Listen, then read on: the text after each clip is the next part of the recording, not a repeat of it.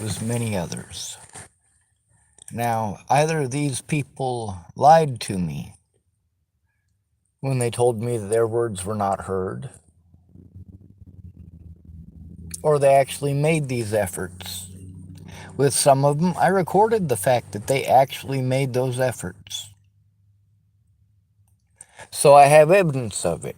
What I needed was for those people to speak up because I'm not going to be heard. They can call me mentally ill and do whatever they want. That's why these people needed to come forward. That's why I needed an advocate. In order to put a stop to the hell that I was going through before Natalie died, I needed help. I needed someone willing to speak up, not somebody who was going to make me jump through a bunch of hoops that did not help. Jump through a bunch of hoops that did nothing in the end. People are dead. Now, Misegadis, she didn't have nothing to do with any of that. I didn't even know she existed until Bo Fisher gave her my number. And she called me one night when I was making a live video. Tommy Manson, when I was put in prison, I had some court dates that I was illegally prevented from going to yet again. And because I was illegally prevented from going, my predators got to win. But there's also the fact that I was not convicted of anything. I should never have been taken to the prison. It was decided by Scott DaCosta that I would be sent to Lincoln Prison. Literally, the sheriff that I'd been trying to turn in since 2018, who had falsely arrested me on multiple occasions on bogus charges, over and over and over again, and they kept on having to drop the charges. Why is that?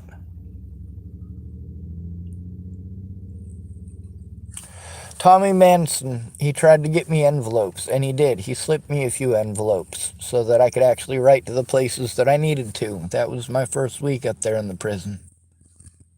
By law, they were supposed to take me to a hospital, not a prison. I was abused in the prison as if I was a convicted felon. And that's not even true, because I didn't even have the rights that the felons have. I didn't even have the rights of a convicted felon while in prison. Scott DaCosta, the whole time, through all of it, informed nearly daily that Scott DaCosta was in charge.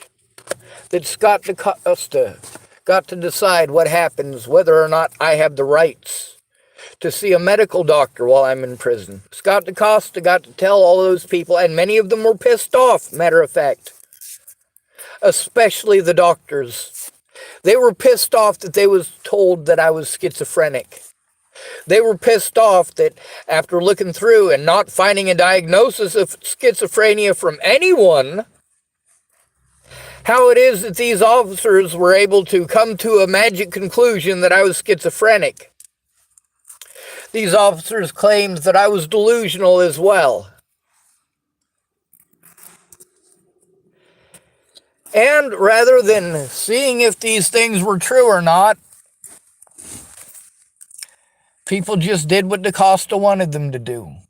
Literally, the officer who is in charge of all of those other officers who got away with this. The officer who helped them to get away with the sheriff who I was trying to turn in for doing these things. And he's the one who gets to decide everything about my rights, everything about where I am put, everything about my treatment, everything about the information that is allowed into a courtroom, everything about the information that is allowed in any of these environments.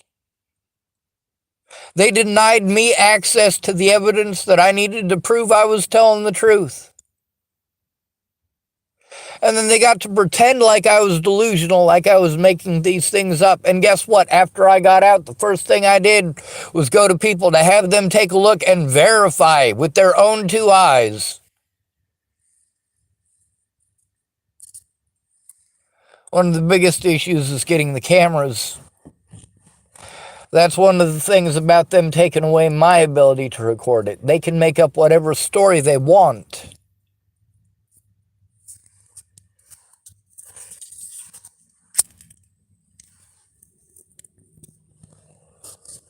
I usually wait for somebody to make the entirely way too large mistake of telling me outright that they didn't say things that they said and that they didn't do things that they actually did.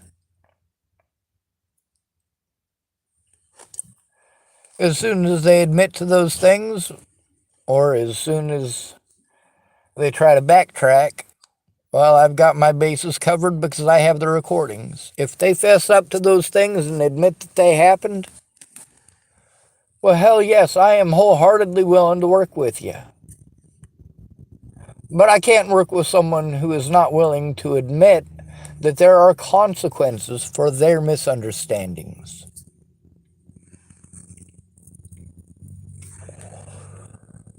When I was cut off from being able to speak to Meg and to get a hold of Meg and to coordinate with Meg that entire time that I was in prison, you know, if it wasn't for other inmates who knew that there would be consequences for them if they spoke up, if they even tried to speak up, and still they tried to speak up, and I had their names. I had their names written down. I had their inmate numbers written down. I also wrote down the things that those inmates had to endure at the hands of those guards. The most messed up people in there are the ones that the guards mess with the most.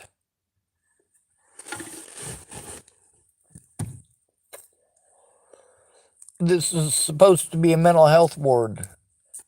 See, that's where they sent me to begin with, the mental health ward. And you're only allowed to be in the mental health ward if you actually have schizophrenia and delusions, and because they were told that that's where I was to go, that's where I was put.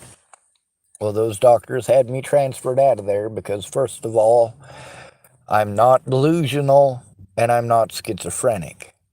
And those doctors recognized that. However, those doctors broke protocol. All of those doctors told me, after looking up the things that they looked up, that they could get in trouble for looking those things up.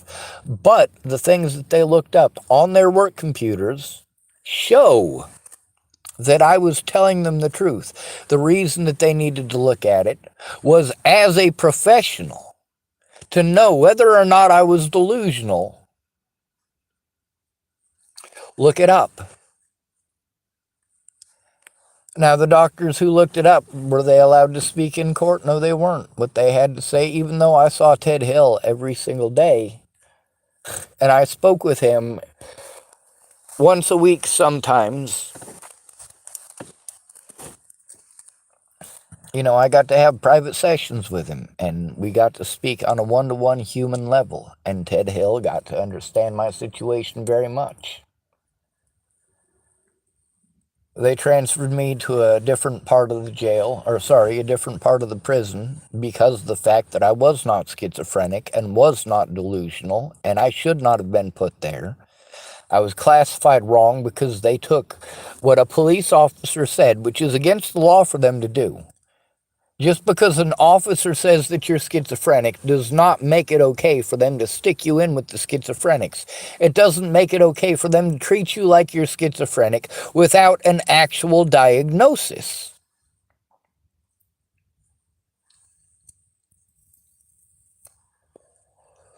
And I've told the doctors that I've personally seen, the doctors who tell me, Sean, you are absolutely not schizophrenic and you're definitely not delusional. I got to see those doctors on my own. I got to show them with the evidence in my hand that these things actually did happen. That the situation with Natalie Bollinger dying did actually happen. That these websites do actually exist. That they are in multiple languages. I can show those people in person all of this evidence because I have it at my fingertips. The stuff that I'm not allowed to share, because if I share it on my Facebook or my YouTube, it will get me Facebook banned. I can't share that stuff, but I can show it to you and have you verify it. The things that were used to pretend that I was crazy while I was locked up and I was illegally prevented from being allowed to defend myself or show that evidence that showed the crimes that Scott DaCosta and his deputies had committed, and that was given to Scott DaCosta. It needed to go to the Nebraska State Patrol, and I had set it up to give it to the Nebraska State Patrol. But the safety issues involved, and also the fact that by that point the Nebraska State Patrol had not fulfilled their end of the bargain with what needed to happen, it very much made it a extreme safety risk. And when I got to that prison, again, I have to stress this, Tommy Manson, what he did for me, he didn't just slip me those envelopes, which I was told if I tried to send them out that I would be under what's called disciplinary. That means that you tried to send out uncertified mail in uncertified envelopes. Even though they were gifted to me by an inmate, they're not allowed to do that. Also, I needed to be able to get a hold of Meg and let her know what was going on. The things that were being done and the fact that I couldn't record any of it, so they were making it so that it was my word versus theirs, and she can verify that their word is wrong, that they outright lied. The things that she said in that conversation where she's very angry with me because she's claiming that she did these things, and some of them I actually have recorded on my channel, but we're not allowed to show that in court. Well, yeah, that's right, because she's not actually helping to get it into court when it actually mattered. Now then, eventually, when I had court dates of my own because I had to do desperate things, then she's like, well, it's not going to work because you did this.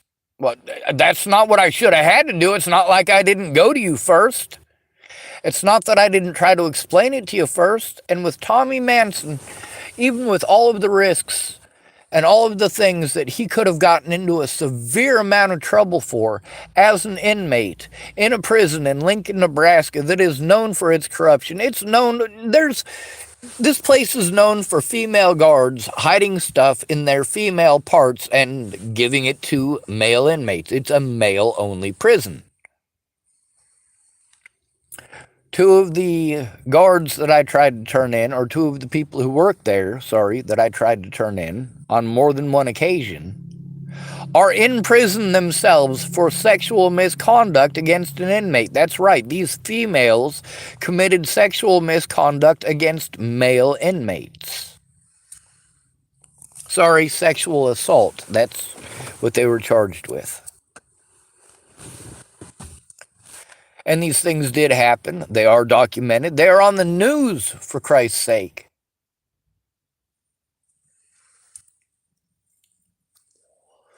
So Tommy Manson didn't just make that risk. He also risked his phone privileges. He risked his freedom by trying to get a hold of Misegadis through his sister so that she would know what's going on, so that she could be informed, so that she was aware of why it is that I couldn't call her, that she wasn't on my list, that I needed her phone number and her address.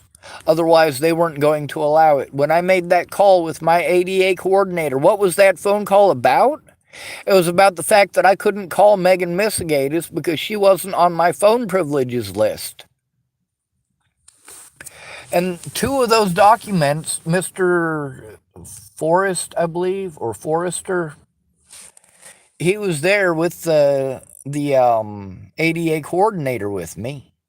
He was there in that room. He got to control the phone call. He got to interrupt me on more than one occasion when I was saying things that he didn't like.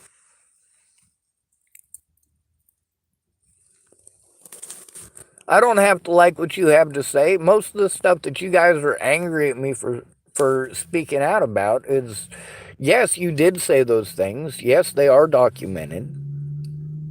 And you telling me, yes, I did this, this, this, and this. You need to tell the public. You need to tell the judges. You need to tell the police. You need to make police reports. If these things actually happened, you need to make police reports. I made police reports. I had to turn them in solo. Not okay.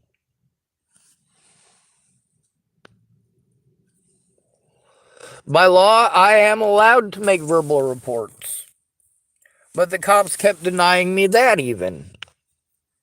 If I make just a written report, then they can throw it away or misfile it or refile it in the wrong place and say, oh, well, it's not my fault. It is your fault. You misfiled it. You misplaced it. You lost it or you threw it away. Those are all your fault. Those are all your decisions. As an officer, you have the obligation to serve and protect the community. That includes disabled people. Instead of making a disabled person who is being victimized out to be a monster because you didn't do your job, maybe you should actually do your fucking job. With Megan Misegadis and all the things in that 3-hour conversation that we had, all the things that she admitted that happened that should have been in court and weren't. Why weren't they? Why weren't they in court?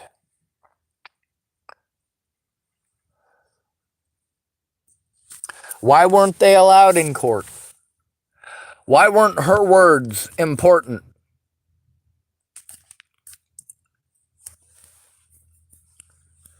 Now, Megan Misegadis, she wanted to talk about 2 separate phone calls with Robert Harvoy. One of them was before I was sent to jail, and one of them was afterwards. And that's the thing, is that all of this stuff is over crimes committed by the Dual County Sheriff and the citizens of Dual County that I was trying to turn in, that nobody would do anything about. Not Meg, not anyone.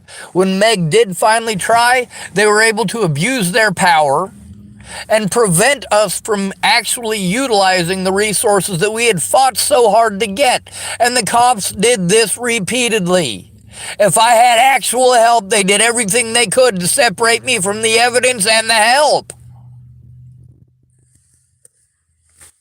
And that help did not speak up about it. The ones who claim that they did. When did they? Did they do so when I brought it to them? Or did they say it's not their job? Tommy Manson is an inmate in a prison. And he was so sick and fed up with the way that I was being treated in there that he was willing to risk dire consequences in that prison to speak up, to try to get in contact with Megan Misegadis, to let her know how important it was to get that address. And that call with the ADA coordinator, most of it was focused around the fact that we needed her phone number, her actual phone number, and her address that is registered to her name in order to make it so that I could actually call her. And that's what the whole call was about. I didn't get to explain to her all of the abuse that I was taking in that fucking facility. Tommy Manson can verify at least part of it. Jared Checkle can verify at least part of it. Jared Checkle was another county safekeep. That means that he was not convicted of anything. He had not been convicted of anything, and he was in prison. And you guys go, oh no, they can't do that, they can't do that. Look it up. Look it up. Meg Misegadis can verify to all of you that yes, I was in prison. Now, she doesn't make a distinction between prison and jail, however. When I was able to call her and talk to her and actually do so, I was in Scottsbluff jail, not in prison. One of the phone calls that I was able to make was in the Garden County Jail. That's where Michelle Quinn got to make the decisions with Scott DaCosta on what happened to me. And that's another one of those situations where Scott DaCosta got to control it. The very officer that I was trying to turn in got to abuse his power to prevent me from turning him in, and Megan Misegadis is aware of this. She was helping me to turn him in. She was helping me to get a safe place away from Dallas and Harley and their fucking arguments over Robert Warnick, because Robert Warnick didn't just have an issue with me. There was also an issue with Robert Warnick and Dallas and whether or not Harley was cheating on Dallas. Meanwhile, this is stuff that is not the whole world's fucking business, but it's still stuff that made it an unsafe situation for me to be there. Especially with Harley having a habit of throwing things.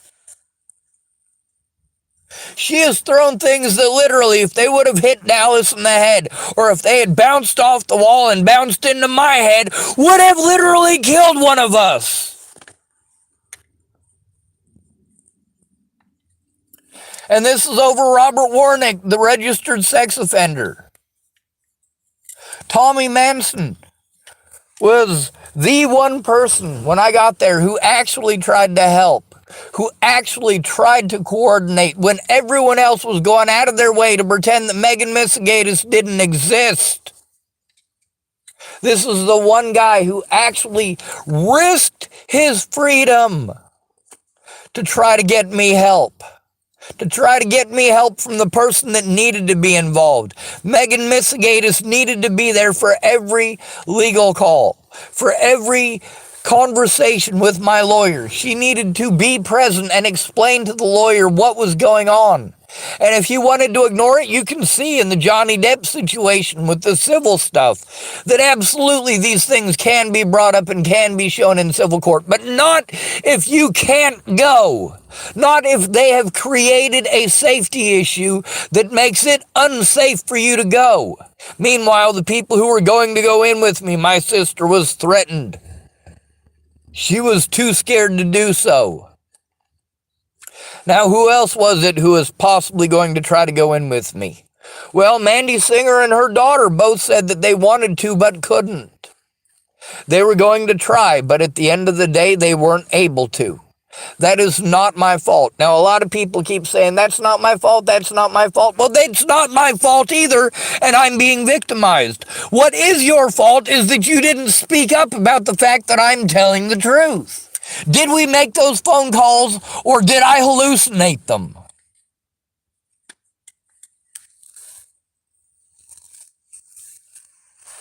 Now, with me being denied the right to send out my letters, also being denied the right to have telephone privileges, but they had no problems with wheeling that fucking thing up to my door and letting me give it a try, even though they knew that I wasn't going to be allowed to use the phone until I had a set of numbers. They give you a code so that you can use the phone, and you don't get that code until you've been there for at least 10 days. Plus, there's the COVID restrictions, and this got to be used as an excuse to deny me my rights. Over and over again, there was always one excuse after another why it is okay to deny me my rights. And many of these people claim that they tried to turn it in on their own. Did they really? Prove it. Prove the things that you said about those phone calls that you made by yourself. If you actually made those calls,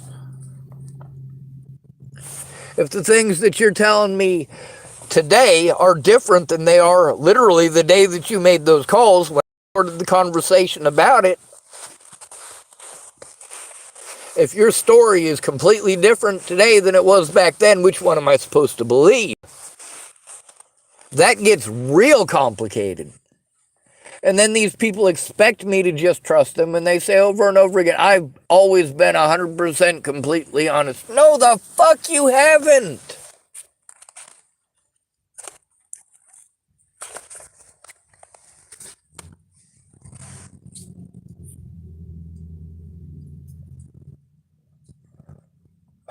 What are the consequences for you versus the consequences for me? What did she want to do? She wanted to pretend like Tommy Manson would threaten her. But by her own admission, he didn't. What he tried to do is to explain to her exactly what it is that I later tried to explain in that phone call with the ADA coordinator.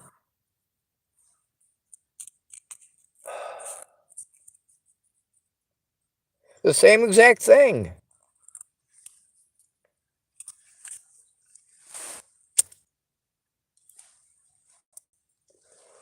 It doesn't even register to her the risks that he took or the risks that I took to do that, to make that happen. There's also a man named Joe Hall who was a registered nurse there. He also used to be a social worker. So this guy knows things. He tried to help coordinate with Misegadis as well. He looked her name up. He's like, is this her? I'm like, yep. And here's the thing, is that she wanted to keep it all private and hide her name. You don't get to do that. You're a witness.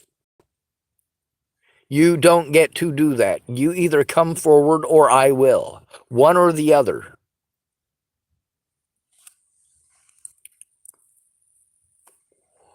Until you come forward, I have to pay the consequences. And you say it's because of the things that I've done. No, it's because of things that I was forced to do when you did nothing.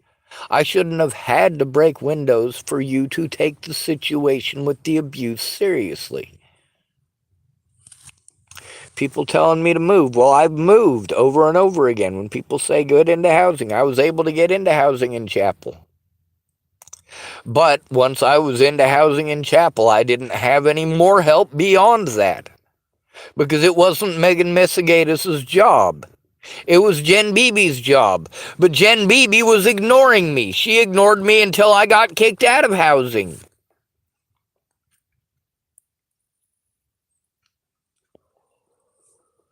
And Megan Misegadis wants to claim now that she didn't talk about herself and her family problems. But she also wants to threaten to file against me. Now, when you say something like that, you need to assume they're talking legal action. And then she wanted to backtrack. No, I mean turn it into YouTube. YouTube doesn't fucking care. It's your words. These are your words. You can complain all you fucking want. These are your words. She was supposed to be helping me in what is a professional capacity. Her title denotes that, according to the state of Nebraska. Advocate has a very specific legal definition in the state of Nebraska.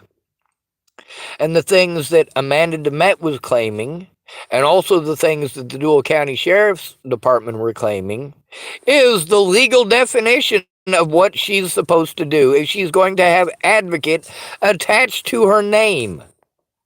She has legal obligations to do these things if she is going to have that attached to her name. And these are literally the things that she's saying that she can't do.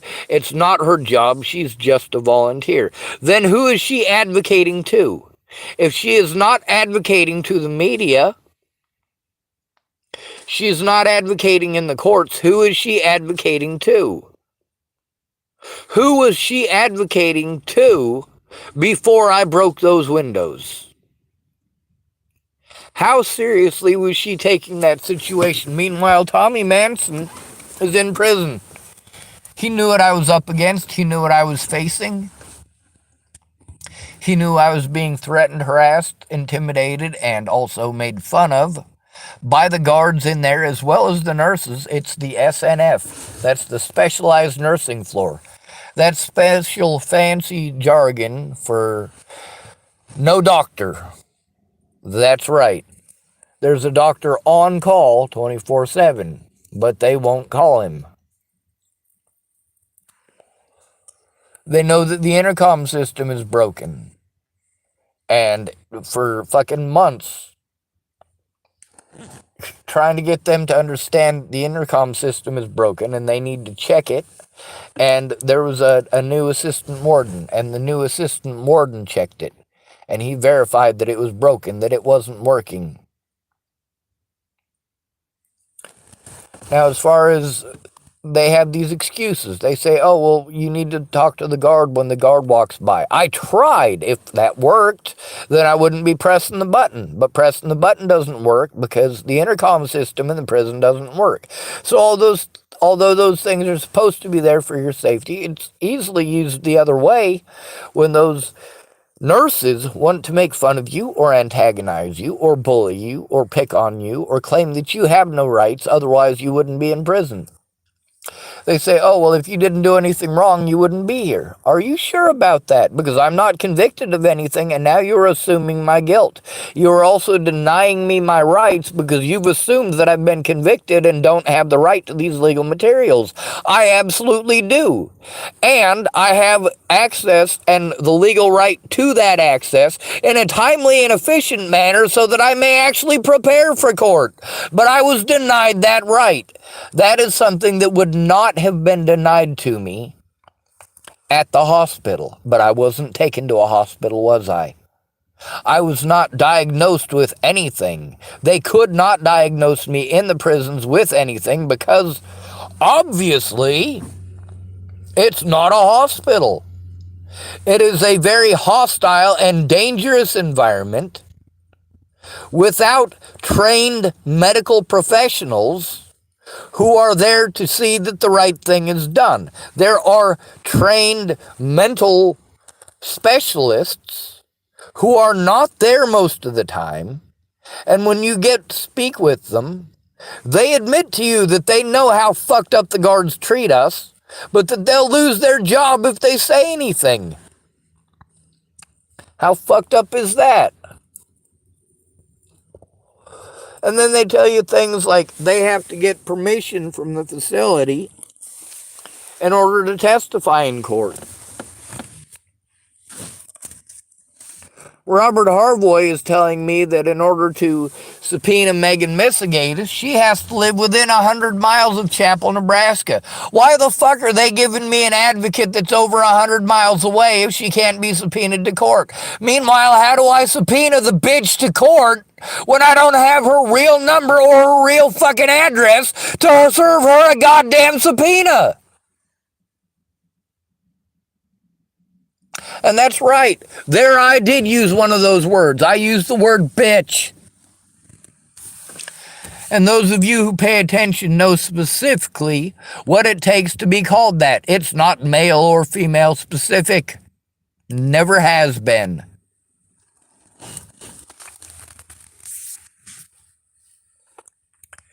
If you are going to allow me to be abused because you are afraid of potential abuse if you tell the truth, it is not my fault.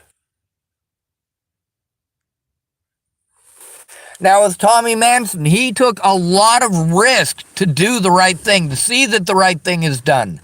He took a lot of risk towards his physical person.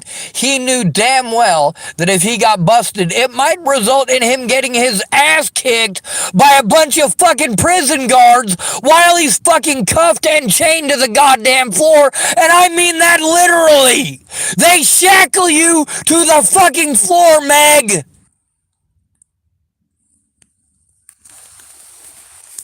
So don't pretend for one goddamn minute that that man who is trying to do the right thing out of the goodness of his heart is a horrible person because he's an inmate. You assume too much. Do you stop for one moment to think about the risk that Tommy Manson made to try to do that? When you and I were cut off from one another by the very officer that you were helping me to turn in.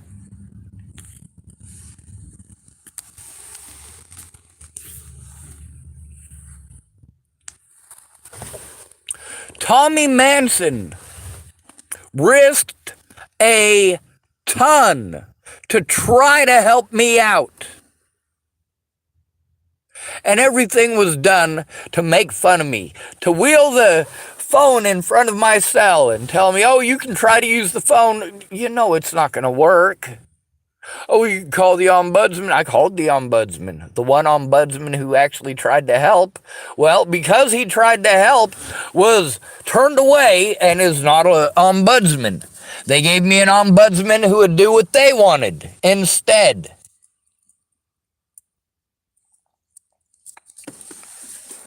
They will only take a complaint and do something about it, and it's a minor fucking thing if they mess up on paperwork.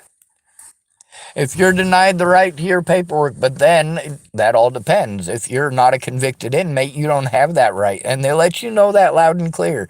You don't even have that right. And because you are in a private facility, you don't get the right to have a lawyer present for their in-facility court. That's where your predators get to sit at a table and slander the fuck out of your name. And because they know where to flip you off from where the cameras aren't going to see it, that's fine for them to flip me off. It's also fine because there's no audio recording in the for them to antagonize me verbally and to make fun of me for trying to have my rights to these legal materials observed. Meanwhile, they started off treating me like I was schizophrenic. Tommy Manson called his sister up and called his girlfriend up and had them both check it out. And why did he try to help me to get a hold of Misegadis? Because he fucking looked it up. His sister and his girlfriend both got back a hold of him to verify to him that I was telling the truth. They looked it up. They actually looked up Natalie Bollinger's name on the internet. They actually looked my name up on the internet. They actually saw the things that I was telling Tommy Manson existed. So Tommy Manson knew that this stuff did exist. He knew I was telling the truth. Those doctors that looked my name up and looked Natalie Bollinger's name up, they knew that they had to look it up in a professional capacity because they do have the access. If they're going to give me a diagnosis of being delusional, they have to at least give me the opportunity to show whether it's true or not. I wasn't telling them that there's magical unicorns dancing around the universe doing this. I didn't tell them that it was JFK's alien assassin who was doing this. And the human dynamics that I explained to them, they very much understood and explained to me back that they understood and that I was right. But does that matter if they don't get to speak up in court?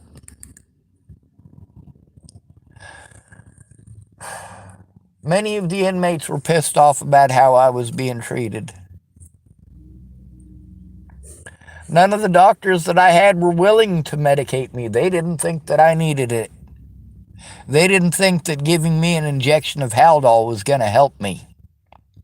That's right. The doctors in those facilities did what they could to prevent me from being put on drugs. Ted Hill did what he could to help prevent me from being put on drugs. Dr. Sears as well.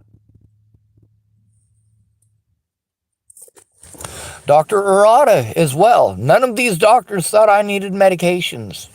None of these doctors thought I was delusional, and all of these doctors were pissed off that they were told that I was schizophrenic. All of them. And Ted Hill, especially, he got to spend a lot of time not just hearing my stories, but also looking it up himself. This man, he's a teacher. This is what he does. He looks these things up, and he studies them, and he said that Natalie Bollinger was an extreme case of narcissism. That's right. He called Natalie the narcissist after looking this stuff up. He also looked up the things that, literally, yes, the things that I said that Natalie's mother had said and typed to me. He actually went into it enough in his own free and personal time to look up the fact that those things were absolutely true. And he didn't have nice things to say about Natalie's mother either.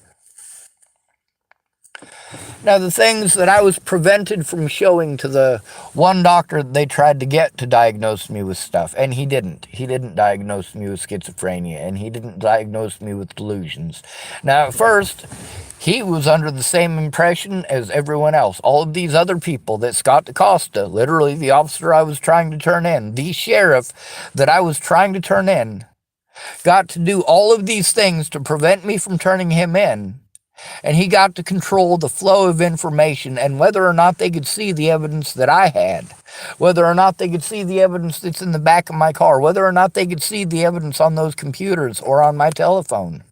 If I'm in prison and I don't have access to any of these things, but Scott DaCosta does, And I was trying to turn these things in because it shows the crimes committed by Scott DeCosta and his officers. And then he has access to it, and I'm locked up, and I'm prevented from speaking up in court. I'm prevented from showing what's happening. And Megan Misegadis, who is a witness to this, yes, she does need to be reached out to. She does need to speak up herself. She needs to make police reports. What were we trying to do? What did Scott DeCosta do to prevent it? Who did we call? How did it go down? Did I get this help? Did these people claim that this is where I was supposed to get this help? Yes, they did. Did those places actually help? No, they didn't. Their excuses for not helping, are they the same reasons that I said that they were telling us?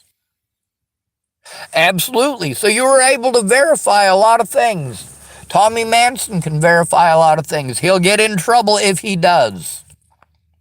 When I was in the jails, there were inmates in the jails who were so sick and tired of the way that I was being treated.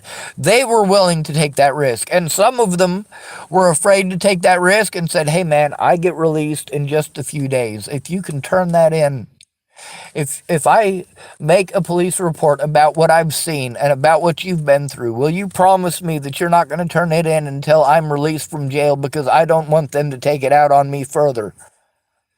And I told them that I would. And that's exactly what I did. Many of those, they don't let you make photocopies of it because you're incarcerated. They say you don't have the legal right to it. And then when they throw it away, you don't have any evidence that you ever made it. Which is why when you're locked up, they have these sheets of paper. It's a carbon copy, so that you get a copy, they get a copy, and then there's a copy for your file or something. So I ended up having to use those so that I would have a copy. And then they denied me the right to have those. They're the complaint sheets. Because I was keeping a copy, because you have to turn in all three, and they're supposed to take off the back one and give it to you. But if you take off the back one, then they refuse to take it because you tore off the back one already. And then there's the whole jumping through the hoops for the electronic kiosks, which are nearly always fucking broken. You have to get another inmate to help you with it because the guards aren't going to help you with shit. They're not even going to explain to you how the kiosk works, let alone come help you to set it up. You have to rely on other inmates to care enough to do that. And thank goodness there were inmates who finally did care about the situation enough to do that. They could see how hard I was trying and how much I was struggling. And then the many, many occasions where the kiosks magically were broken down, so I had to do everything by paper report. And then by paper report, they say that they don't have a record of it because they just throw it away. Or then the kiosks are magically up, so you have to start over and try it on the kiosk. Meanwhile, you've got 32 men who are in a pod, and they all have one kiosk to work with that might have 2 terminals. So you have to wait in line and wait your turn. And then you definitely aren't going to get as much time as you need to work on that stuff. And then when you're trying to get it to work and you don't even have a PIN code yet. And then when you do make your complaints, they've got the most cockamamie, off-the-wall bullshit excuses for ignoring the blatant evidence that you're trying to turn in, the blatant abuse that you're trying to turn in, and they will look for any excuse to play pocket lawyer and say that they can't take it. You did something wrong. You didn't write down the exact perfect time and date, or because the officer didn't give you his name, you didn't get to write it down, and because you didn't write down his name, they can't investigate it. Well, I was able to give you the time that it happened, wasn't I? And many of these situations, like when I was in prison especially, they want to know exactly what time, but meanwhile I didn't have access to the clock. I couldn't even see the clock. Thank goodness in multiple situations with Joe Hall, when they would move the clock to an area that I couldn't see it, he'd move it back so that I could. The cell they put me in that specific cell for a reason. It video cameras what's in the cell, but it doesn't video camera towards the nurse's station. So, although they get to say that they stopped and talked to you, when they stop to make fun of you for trying to get help and tell you they're not going to help you, and give you the haha you're a retard treatment, that's different than the mentally ill treatment. The haha you're a retard treatment, that's the treatment that most of us who were in special ed growing up got given. Oh, you're just a fucking retard, dude. Get the fuck away from me. Ha ha, dude, you fell off your bike. No, you fucking pushed me, dude. Ha ha, you fell off your bike. And then their six buddies are all fucking joining in because they're one of the popular kids and you're one of the kids in the retard classes. And that's what they say. He's in the retard classes. He's in the retard classes. No, I was in special ed, which means I got to learn at my own pace. And learning at my own pace, I learn faster than nearly everybody. But there's some stuff I need a teacher with. I need someone to actually help me with, not help me in concept or explain to me something that, yes, okay, you can explain that all you want, but you're basically talking Greek to me because I'm not familiar with it. So you need to teach me that stuff or I'm not going to know. It's still going to be Greek to me.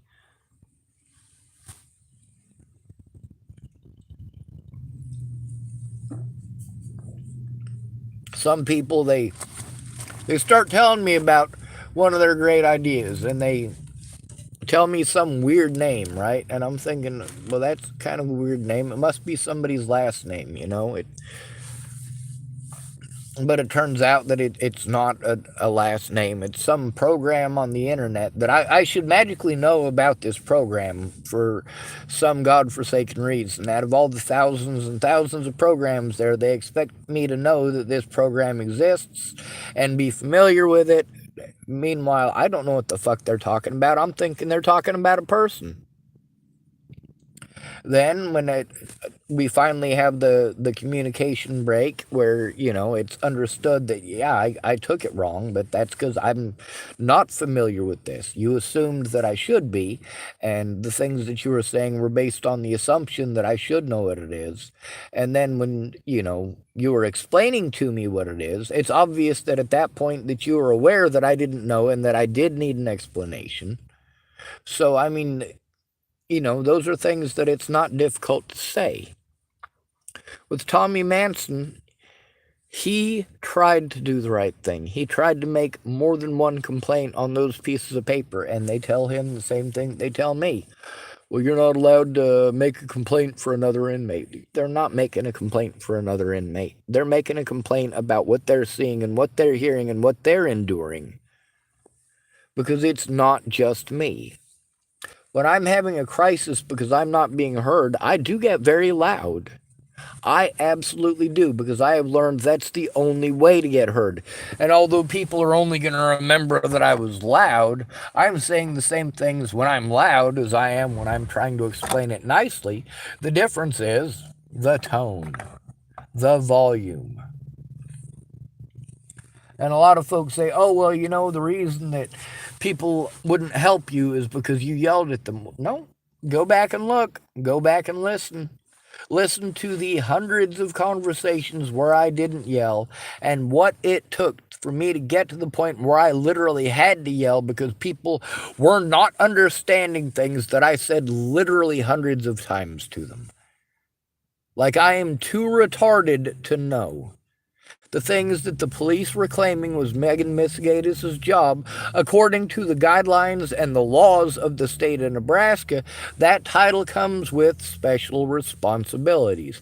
When those officers were saying that those were the responsibilities of an advocate, they were absolutely right. When Amanda was saying that those are the responsibilities of an advocate, she was absolutely right. But also, those are not Megan Misegadis' job, so she should not be calling herself an advocate. When she calls herself an advocate, that gives people like Bo Fisher the wrong idea. That gives people like the Dual County Sheriff's Department the wrong idea. That gives a lot of people the wrong idea because they think that you are supposed to do a job that you're not. It also gives people like Amanda Demet the wrong idea, because you're supposed to be an autism advocate, and she is aware, with her position and the job that she does, she's aware that an advocate is supposed to do these things. The things that Amanda was telling me, because she's right. Amanda is right. By law, in the state of Nebraska, these are what an advocate is supposed to do. On the letterhead that you get from not the carriage house, the Cirrus house. That's where God, what's her name? Marcia Estrada. I was gonna say Meg Misegadis, and I knew it wasn't right. It just took me a minute. That's one of the things with having so many people that you're trying to be in communication with. And there's also the many phone calls that you have to make on your own, that there's nobody making the call with you, so you have nobody to verify. That's part of the reason for recording it. And that's part of the reason for needing to show people and have them listen to it in person, because there's a lot of that it's not against the rules and it's not against the law for me to post it on YouTube. None of the stuff with Megan Misegadis will get me in trouble for posting it up. Not with the law and not with YouTube. It's not against the law. But it will piss her off, because she doesn't want the personal business that now she wants to claim that she didn't. Well, absolutely she did. If she's afraid of those things being on YouTube, but then she wants to claim that they didn't happen, well, they're recorded. Some of them are already recorded on YouTube.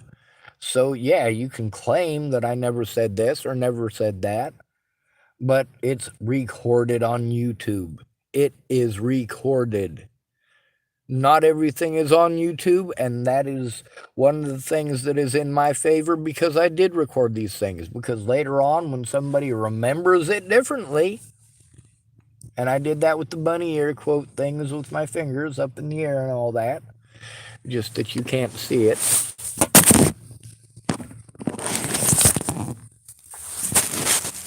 And all of this,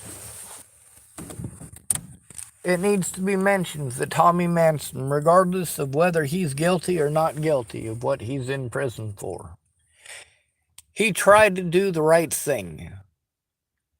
Of all of the people in there being picked on and harassed and bullied by the guards as well as the nurses in there, and it was an inmate who chose to try to do the right thing.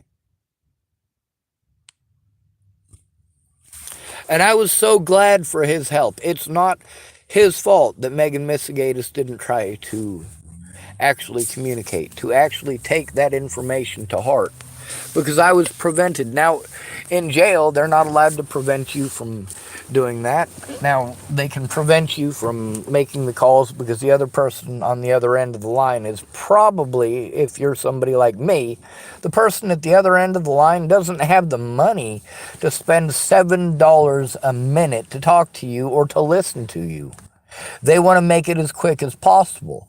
So they're all antsy. The more you talk, the more money it costs them. And that's what they're thinking about while you're trying to explain what's going on.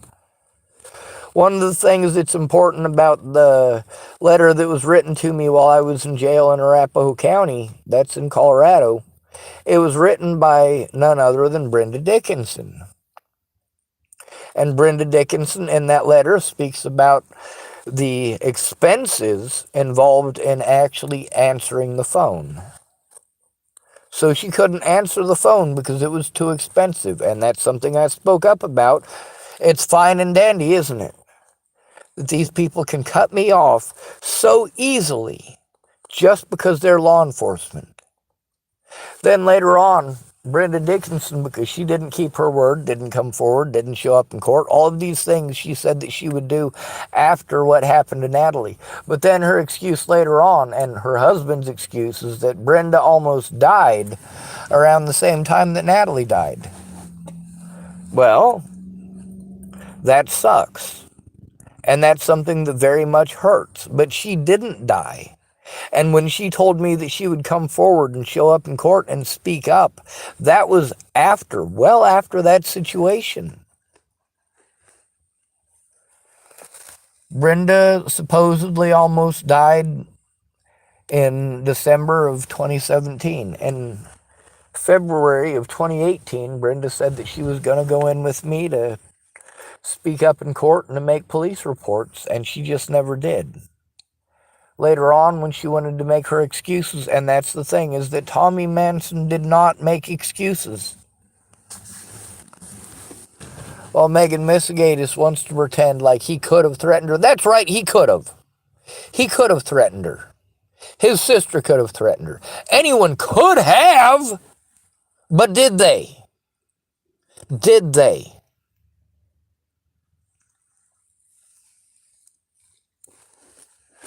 I'm dealing in actual facts, actual abuse, while you want to pretend that you could have gotten hurt because somebody was trying to do the right thing. Someone took extreme risk to do the right thing when no one else would. But an inmate did. An inmate did. And his name is Tommy Manson. He did the right thing when the nurses were busy being assholes, assuming that I was schizophrenic because that's what Scott DaCosta had told them.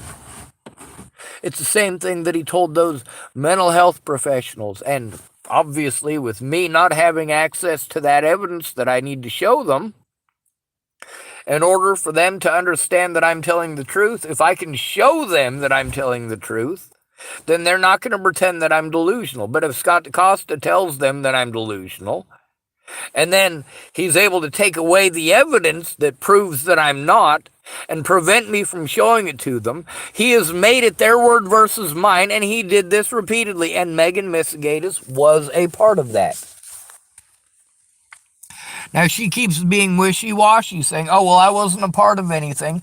And then she admits to the things that she was a part of. Hold on a second. Either you were a part of it or you weren't. Either you were involved or you weren't. Either I called you or I didn't.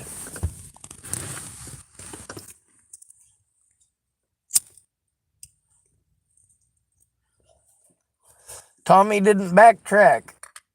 If he gets in trouble and gets locked up, he's going to go to his room like he's told.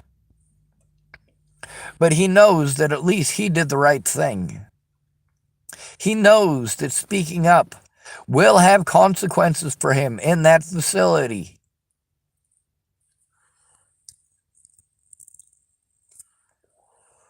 And yet how horribly I was being treated was enough for him to speak up, same as Jared Checkle and many others.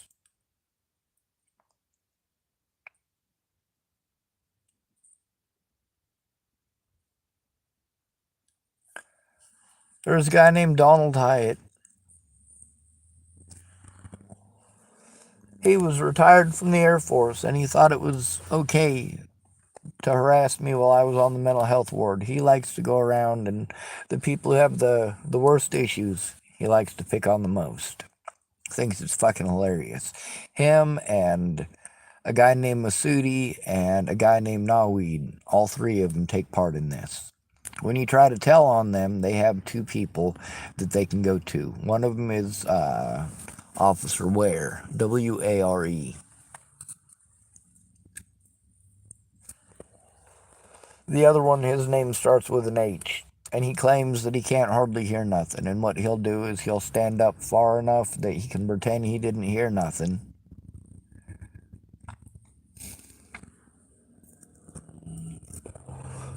They can say whatever they want about the situation because there's no audio recording.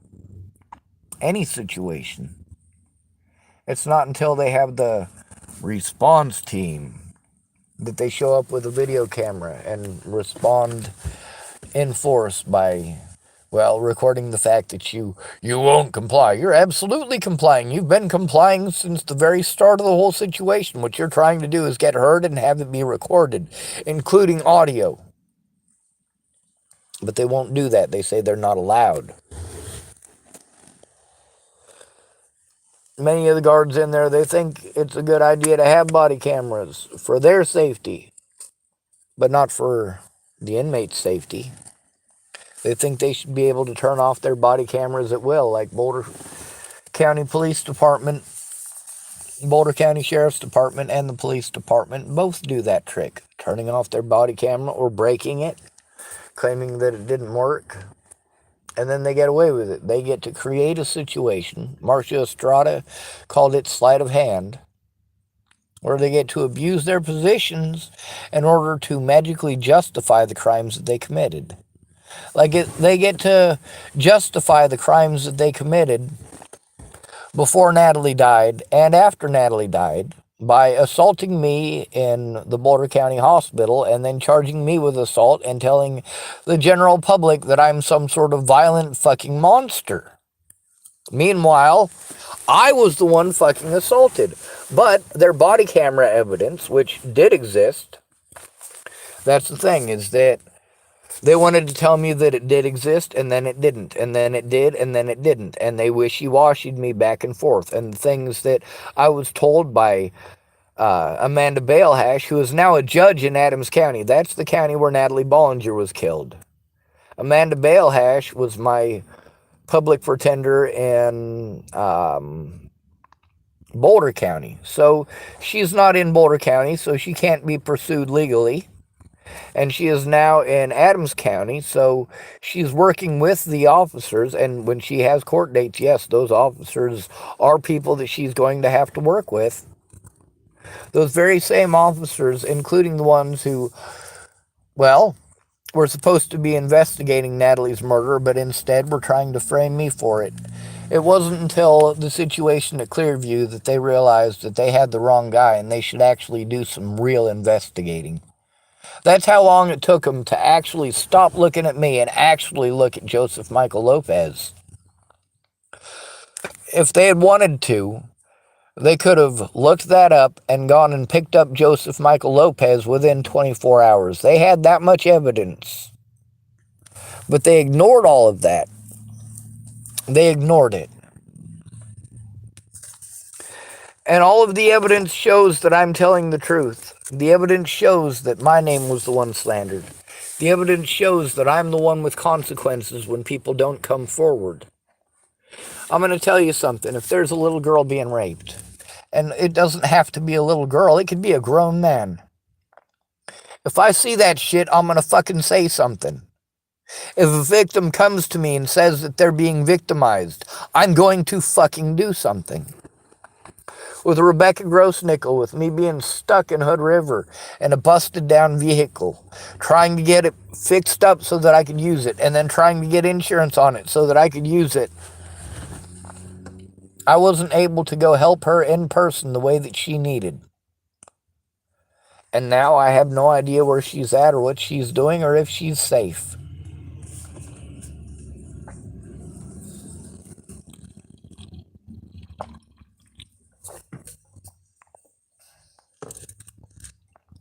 Thank goodness for inmates like Jacob Mann. Thank goodness for inmates like Tommy Manson. Thank goodness for inmates like Jared Checkle. Those guards tried to have me set up for being killed, literally, when we were supposed to be watching a movie. Now, those cameras will not record the fact that the movie wasn't even on. The volume was turned all the way down. Those guards wanted to see some very specific inmates who were in there for murder commit crimes against me. Violent crimes.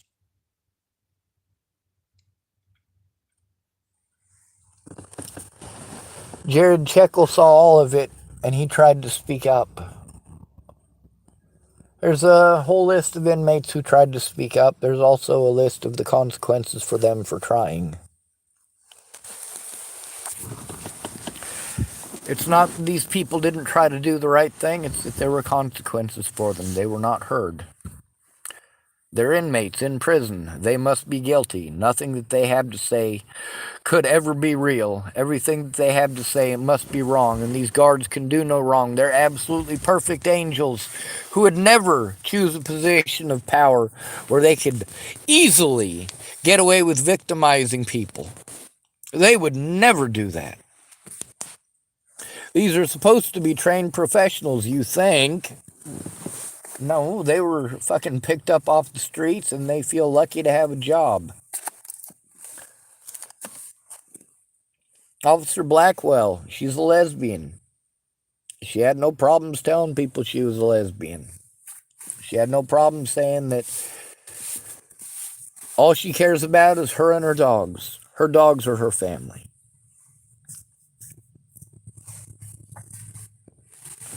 Through all of this, it's the people that you guys paint as the worst people who did the most. Tommy Manson couldn't do jack shit. And he knew that the one thing that he could try to do would get him into a lot of fucking trouble, and he still tried. He at least tried to get the word out. And my public pretender wouldn't do shit. The conversations with Robert Harvoy, one of them before I went to prison, and one of them while I was in prison. Those are the only two phone calls between myself, Meg, and my public pretender. One of them I don't have access to because I was locked up in prison, and it's a protected phone call. Well, it needs to not be protected. Public pretenders get away with not doing their jobs because of that quote-unquote protected status that actually helps out your public pretender when they don't do their job. If they don't want to do their job, it's not recorded. They didn't record it, even though you're asking for it to be recorded. They're not recording it. You don't have the ability to record it when you're locked up.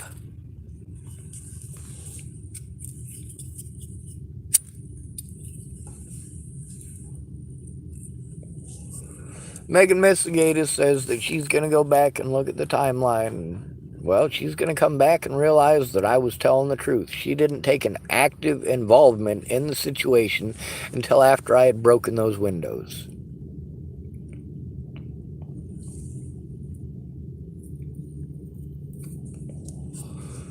She'll also see that I tried extremely hard to explain to her the situation.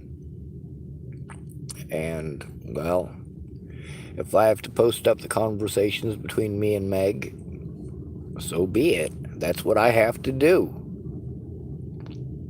I'm not doing it out of hate and malice. I'm doing it to show that I was telling the truth the whole time.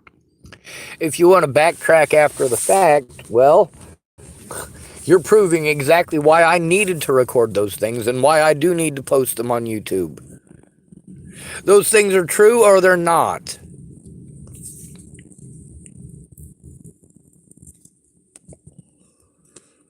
All of these people told me to turn it into the law enforcement agencies.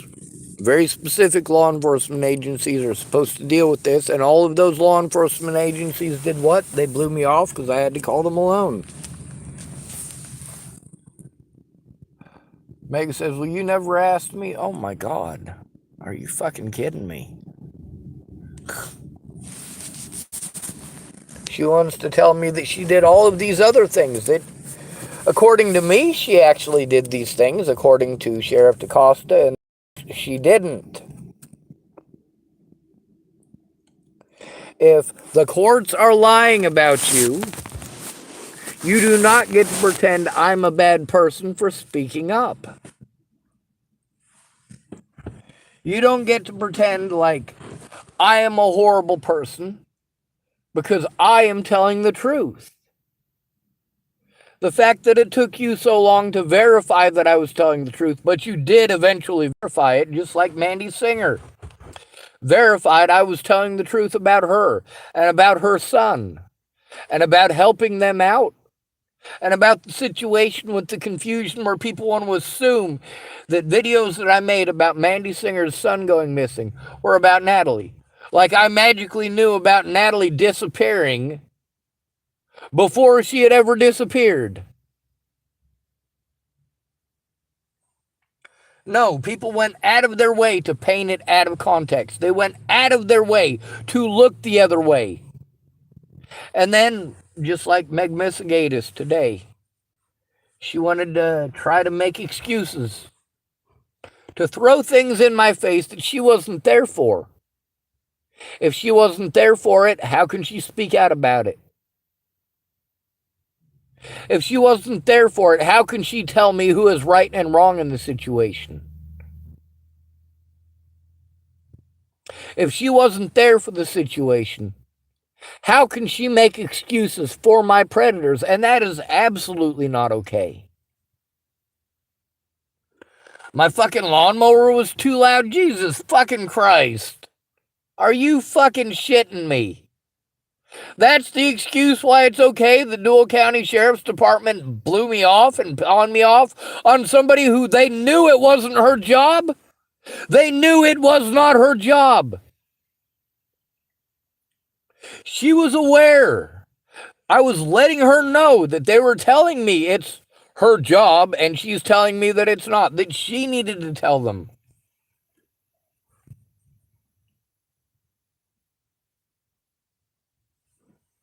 By the time I broke those windows, I had been trying to get her to take it seriously for a very long time.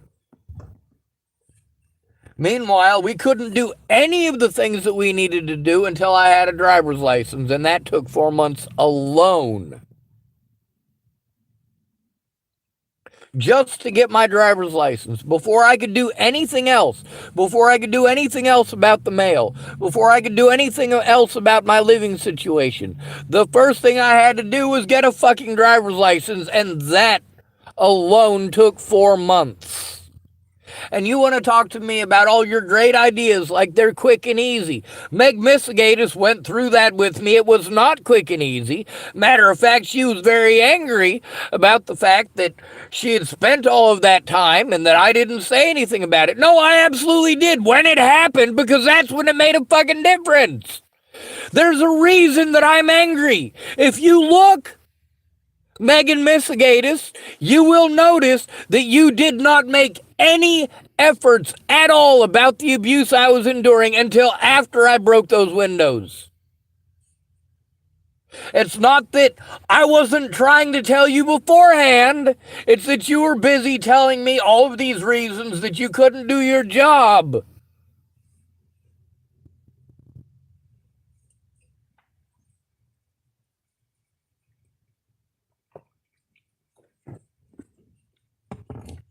You can't advocate for me if you're not going to speak up when it makes a difference. If you're going to ignore the seriousness of the situation until I have to do something desperate like break windows, and then you say that it's all my fault because I broke the windows, no, it is your fault for not fucking listening. When it took 6 months for you to stop arguing and make those calls, Meg Misegadis, did it turn out that I was right? Yes. It turns out that after that whole 6 months that I was right. I also said we need to do something about it when it happens, not 6 months down the road. Well, we can't do anything about anything that happened in the past. If it just happened fucking hours ago, you absolutely can. When I make those phone calls alone, I get nowhere. So I try to call Meg Misegadis. That's who I'm told to call. So that's what I do. Meg Misegadis says it's not her job.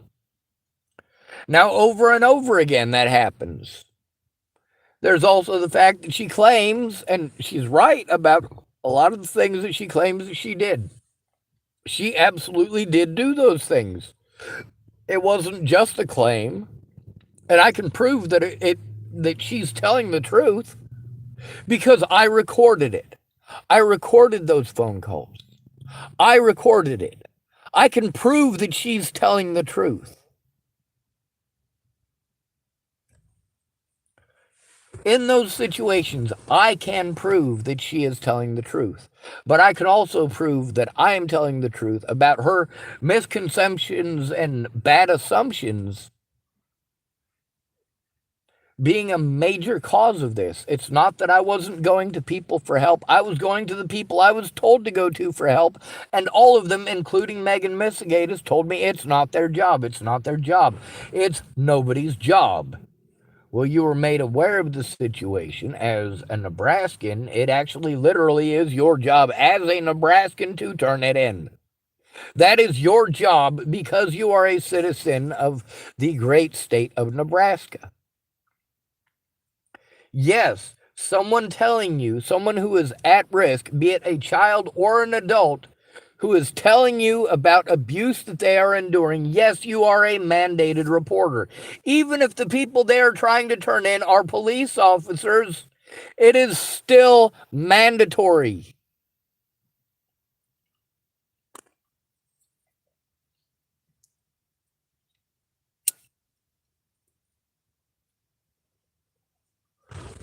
The problem here isn't that it's on YouTube. The problem is that it shouldn't have to be on YouTube. We could have done this in court if they'd have taken it seriously.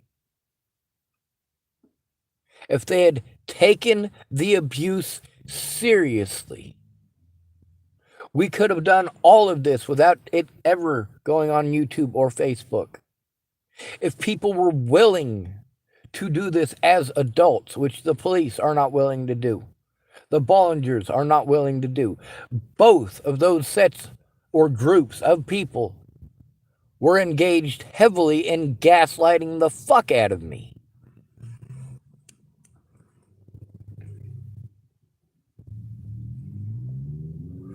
Now, because of Amanda Balehash's involvement with me, as well as Jai Rogers and Detective Peterson, and their involvement with me and that situation, and the fact that she was involved in that situation with them as well, in regards to the evidence on my computer, and that particular piece of evidence I still never had returned either. And Amanda Balehash needs to speak up in court about that. And then Officer Gerhardt and what he had to say about the situation, that recording needs to be gotten a hold of, because what he said is not the same thing that she said. They both gave me different reasons for why the charges were dropped against me. They also both gave me different reasons why the body cameras were not allowed.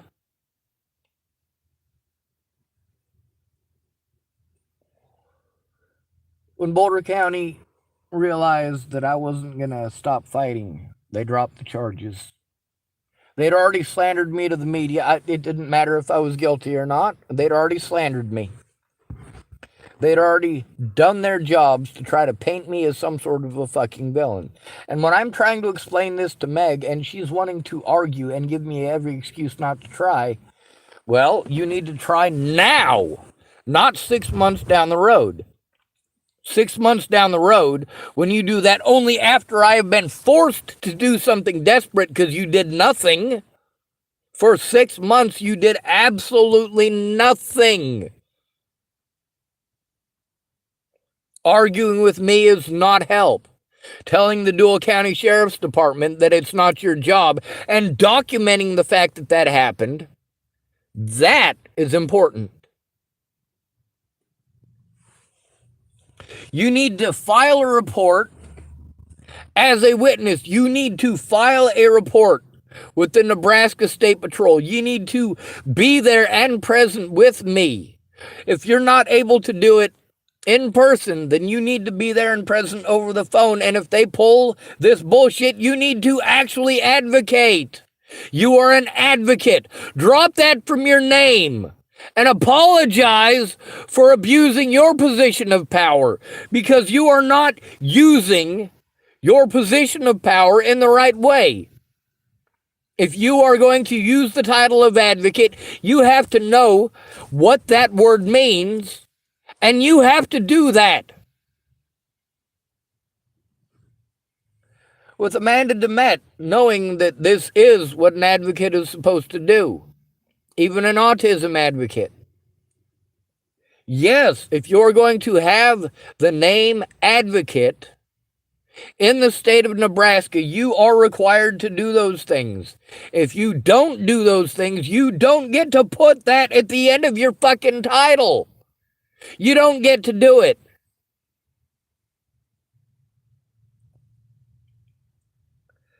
The state of Nebraska is very specific about what an advocate is.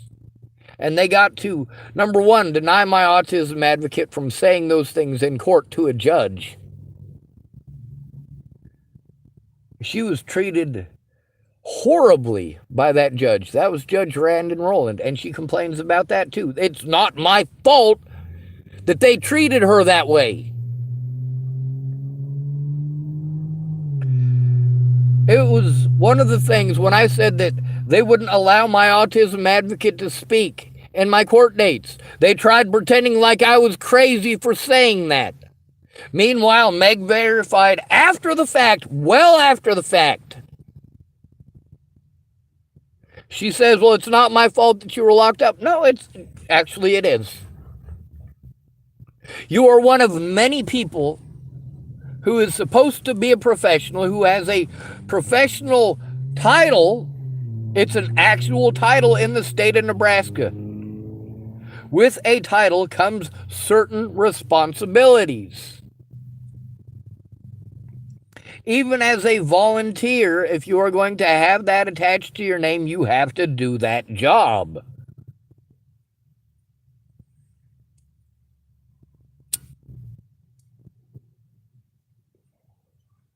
That's something that she needed to explain to Dual County in a timely and efficient manner, and she claims that she did. Well, they continued to treat me like she didn't say that for a very long time.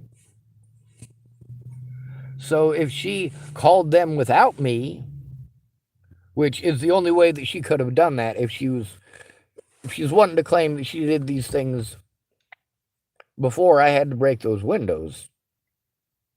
Well, in the timeline, no, these things are things that she tried to do after I broke the windows. The evidence also shows I tried to let her know beforehand. The evidence shows that repeatedly I let her know the cops are telling me different. You need to explain that to them, and it has to be documented so it's not their word versus mine. And you have to speak up. They're calling me mentally ill. That's why I need an advocate. And that's why you not advocating for me and not actually doing the job of an advocate is fucking me over, because you're still using the title, which means that they can still use that against me in court by saying that I've had an advocate the whole fucking time, when you're not fucking advocating. But at least Tommy Manson did the right thing. And you want to try to twist that into me sending people to threaten you? No, absolutely not.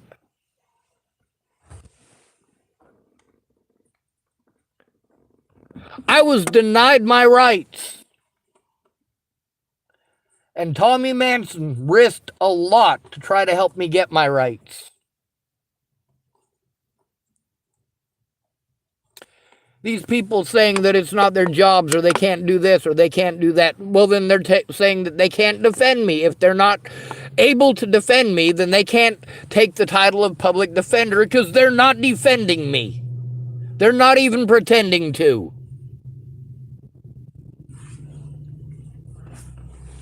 The two situations where Megan Misegadis said that she talked to my attorney with me, Robert Harvoy. Yes, there were two conversations, one of them before I was locked up and one of them when I was locked up. The whole time I was in prison, I was prevented from calling and talking to Megan Misegadis, and there was two special occasions, one of them with my ADA coordinator, who understood that yes, my autism advocate does need to be present. She is a key part of this, and she is a key part for my safety, but not if she never fucking speaks up. when she keeps bringing up this goddamn fundraiser. Fuck your goddamn fundraiser. I don't care if the news media doesn't give a fuck about your goddamn fundraiser. We're talking about judicial misconduct and severe long-term abuse of disabled individuals in the state of Nebraska by law enforcement. What the fuck does the cost of tea in China have to do with that?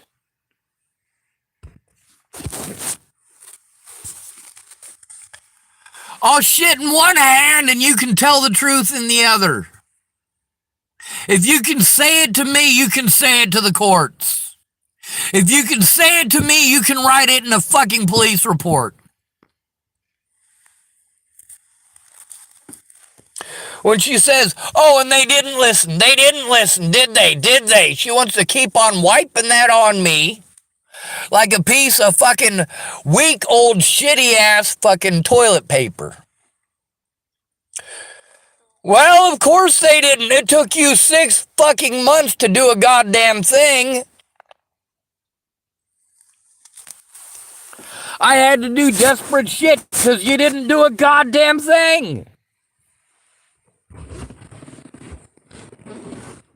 Then you tried after the fact, and you ran into a bunch of fucking roadblocks, like I said. You got to see that those roadblocks are very real. You got to experience them with me. And then she wants to throw it in my face that she made these calls with me. Did you verify that in court? And yes, she did eventually write something down on a piece of paper months and months and months and months and months later. That needed to be done much sooner. But how's that going to happen when she's busy telling me it's not her job? And the Dual County Sheriff's Department is telling me that it is. And even Amanda DeMette was saying, hey, yes, that is her job. Well, by definition, yes, it is. Because she has the name advocate attached to it. There are legal obligations that go with that title. Now, with Kara Johnson Miles pretending to be an autism advocate, she wasn't even an autism advocate like Meg, who is a volunteer. No, Kara Johnson Miles was an internet troll who watched a true crime thing and wanted to fucking victimize the shit out of an innocent man. She wanted to pretend like she was going to help me, and when she got busted lying and slandering my fucking name, instead of autism advocate, I get some nut job who is fucking bashing my name while pretending she's going to help me because she's an autism advocate. And I need help. I need actual help. So, of course, Meg, being an autism advocate who's a volunteer, yeah, she's a volunteer, but she's still using the title of autism advocate. Now, that Kara Johnson Miles lady, she later wanted to pretend like I was threatening her and her family when she got busted lying. Shannon Alvarado was a witness to that, but just like Megan Misegadis, she wanted to make every excuse why she couldn't even try. When she finally did actually try, and Shannon Alvarado never actually tried, Megan Misegadis did. When Megan Misegadis actually did try, she didn't try very hard, and she certainly didn't speak up publicly. And she most certainly did not record any of the conversations that we're supposed to just take her word for. I have to just take her word for it and explain to the courts because she's not doing it. When she finally made an effort, it was after I had to do desperate shit, and they were forcing me into a situation where I had to do that desperate shit by forcing me to go to Meg Misegadis, who is repeatedly telling me it's not her job.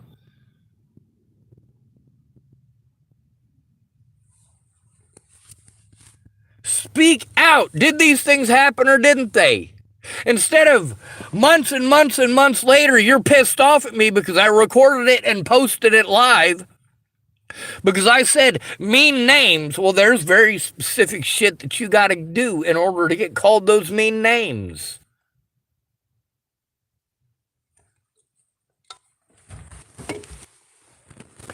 Between you getting fucking ass hurt over mean names and my dead loved ones, fuck you for being a pussy.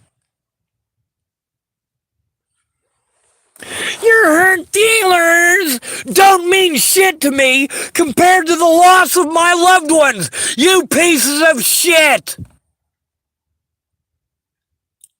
At least Tommy Manson understood that. At least Jacob Mann understood that. At least Jared Checkle understood that. These are inmates, for Christ's fucking sake. They have way more to lose than you do, and their predators have access to them daily.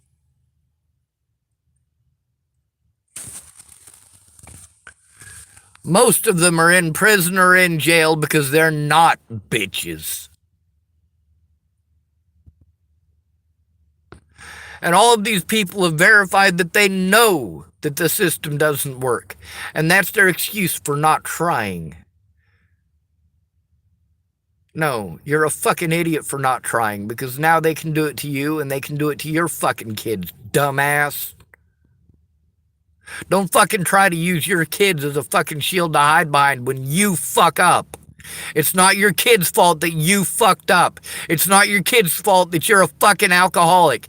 You say they need to fess up to their own shit and they need to take responsibility for their own shit. And meanwhile, you're getting drunk and feeling sorry for yourself and blaming it on your fucking kids, you pieces of shit. Have a nice day.